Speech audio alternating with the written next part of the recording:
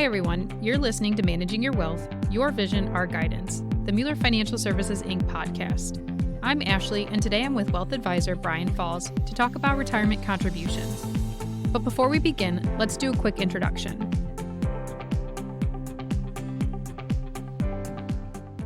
Brian is a wealth advisor with over 27 years of experience in the financial services industry, working directly with individuals, retail, and professional clients. Brian takes pride in understanding his clients' unique wants and needs and focuses strongly on helping them transform their financial future and pursue their personal financial goals. Brian, thanks so much for joining us on the podcast today. Sure. Glad to be here. And with that, let's dive right in. What is the most important factor to consider when contributing to a retirement plan? I feel like there's two that really stand out to me. The first is time. The earlier you can start, the better off you're typically going to be. I did some quick calculations, and let's say you started at age 25, planning on retirement at age 65. You started putting in $200 per month, and over that time frame, you earned an average of 7% rate of return. Now, that's going to grow to around $528,000. Now, if you just delay that 5 years to age 30 and still plan on returning at 65, putting in that same amount only grows to around $362,000. That's a pretty significant difference, about $165,000. In order to get back up to that $528,000, you're going to have to increase your savings amount per month. That's a huge difference on 5 years, and people don't realize that can make a big difference in the long run. It could delay your retirement, or it could also increase the amount that you're going to have to save later.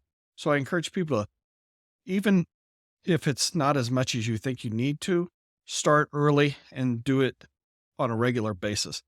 And then the second thing I like to tell people is be consistent about it. It's easy to say, well, I'll do it later, or I'll increase it later, or whatever.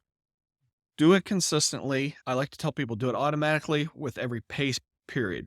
So each time you get paid, the money just automatically goes into an account.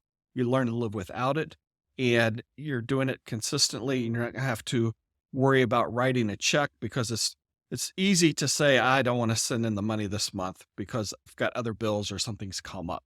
So out of sight, out of mind, automatic and consistent. Which is better, an employer-sponsored plan or an IRA or individual retirement account? Of course, each individual is going to be different, but an employee-sponsored plan typically does offer some really good benefits. For example, an employer often matches a percent of your contribution. A popular one is 50% or 50 cents on the dollar for the first 6%.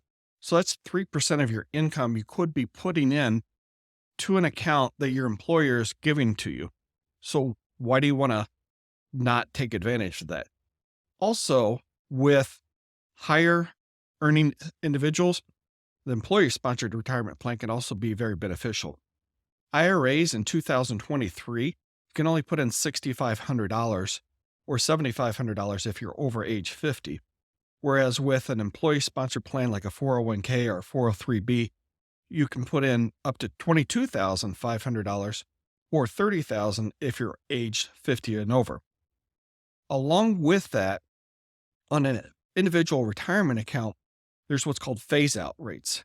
As your income goes up, you may or may not be even allowed to put money into it. With the traditional IRA, once you start into these phase-outs, you could still put money into the traditional IRA. However, you might not get the tax break of being able to write that money off of your earned income for the year. Whereas with a 401k or 403b, a employee-sponsored plan, you should still be able to do that. And with a Roth IRA, once you reach a certain income level, you cannot contribute to that anymore. Employers are beginning to offer the Roth option with the 401k or 403b, and that's not going to have any income restrictions. So that might be an option where you wouldn't be able to do it any other way in a Roth. What is the difference between a traditional and a Roth IRA? So a traditional, you're getting the tax break up front. So let's say I put $5,000 into an IRA or an employee-sponsored plan. I can typically write that money off and that just reduces my earned income for the year. So it's $5,000 I'm paying, but it's not really hitting me for $5,000 because I'm getting that break. There are some exceptions in there. So, feel free to ask about that. The money will grow tax free. And then whenever you go to retire after age 59 and a half, then you can withdraw that money, but that's when you have to pay the taxes on it. So if I withdraw $5,000, I'm going to have to declare that as earned income for the year. And eventually, once you reach 72, 73 years old, the law just changed this year. So it depends on when you were born right at the moment. The government's going to force you to start taking required minimum withdrawals from your traditional IRA. Now with a Roth IRA, I put money into it after tax. So I've already paid the tax on that $5,000. It grows until I retire. After age 59 and a half, I can withdraw the money and I'm not going to pay any income tax on that. Plus, I'm never forced to withdraw money. So if I never need it, I don't have to take it out. My final question for you is, how much should I be contributing? So that's an excellent question, and there's not an exact right answer on that. I encourage people to work with an advisor on that to really identify their wants and needs to where they want to get to. When do you want to retire? How long do you have before that time comes up? What type of retirement do you want to have? Do you want to travel? Do you want a second home? What are your plans? Kind of get an estimate saying, okay, well, I know that it's cost me X dollar amounts to live. I think that's probably reasonable. Work with an advisor or use some type of planning software that's going to calculate inflation involved in that to say, okay, if I need $1 million, we'll just use that as a big round number, to retire, how much do I need to save each month in order to get there? So keep those things in mind and then set a plan in place, revisit it once or twice a year, and you can always adjust it. More is always better, right? So if you have more at the end than you can spend, you're going to be better off, and it's going to be hard to make it up later in life. Now, obviously, you might have to make adjustments along the way.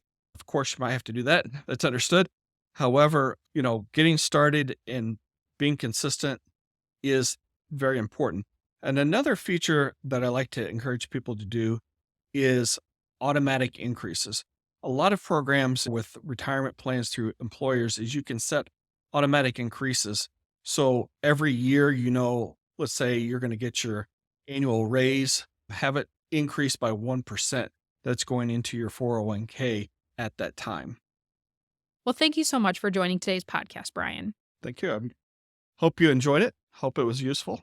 And thank you for listening. If you're interested to learn more about retirement contributions or more about Mueller Financial Services in general, visit MuellerFinancialSolutions.com. You can also follow the firm on LinkedIn at Mueller Financial Services, Inc. for more firm updates, insights, and upcoming events. Securities offered through LPL Financial, member FINRA/SIPC.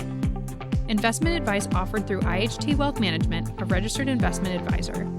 IHT Wealth Management and Mueller Financial Services, Inc. are separate entities from LPL Financial.